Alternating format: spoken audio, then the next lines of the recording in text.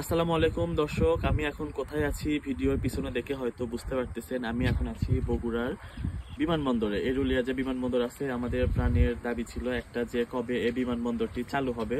আশা করা যায় আগামী জুলাই মাস থেকেই এই বিমানবন্দর থেকে বিমান কিন্তু পড়া শুরু হয়ে যাবে। আমরা বিভিন্ন নিউজ পত্রিকায় দেখে আসতেছি যে সরকারিভাবে একটা ঘোষণা করা হয়েছে, আগামী জুলাই মাস থেকে কিন্তু বগুড়ার বিমানবন্দরে বিমান ওড়া শুরু করে দিবে। এটা বিমানবন্দরের একদম পিছনের অংশ। এখানে একটা রাস্তা আছে ছোট, এখানে যে চেকপোস্ট।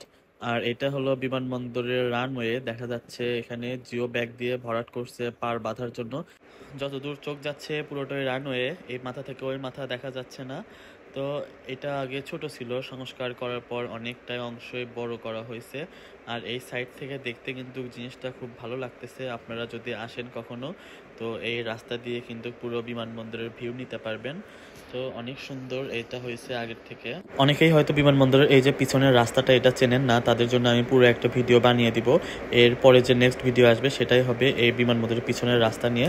তো পরের ভিডিওটি অবশ্যই দেখবেন, আর ভিডিওটি কেমন লাগলো অবশ্যই কমেন্ট করে জানাবেন।